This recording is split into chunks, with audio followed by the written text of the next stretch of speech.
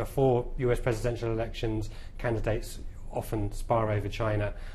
We remember, for example, Bill Clinton talking of the butchers of Beijing.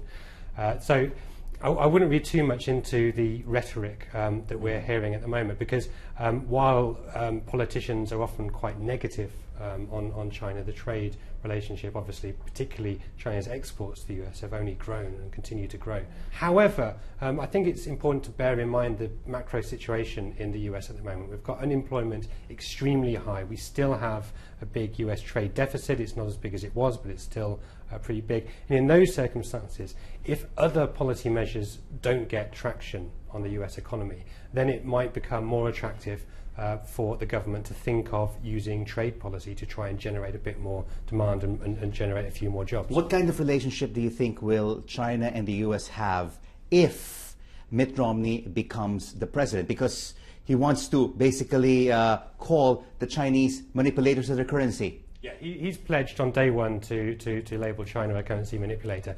Now, that sounds like a big deal.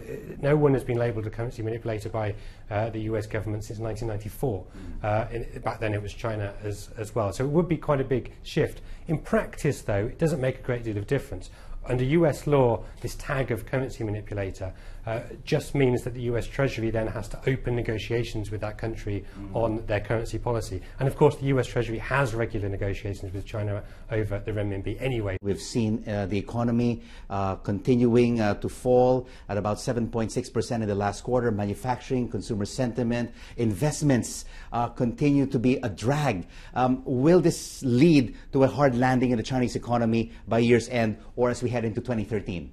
Although growth has slowed pretty dramatically, the Chinese economy does not appear to be under great strains at the moment. For example, wage growth is still very strong. There aren't many signs that unemployment is going up. So I'm not sure, really, that policymakers should be too concerned about this. And if you step back and compare China with other fast-growing Asian economies, if it's growing at 7% now, given its income level, that's actually not too bad. I think it may simply be that markets, investors, have got used to the idea that China grows at 9 or 10% and are struggling to adapt to the new reality that it doesn't do that anymore.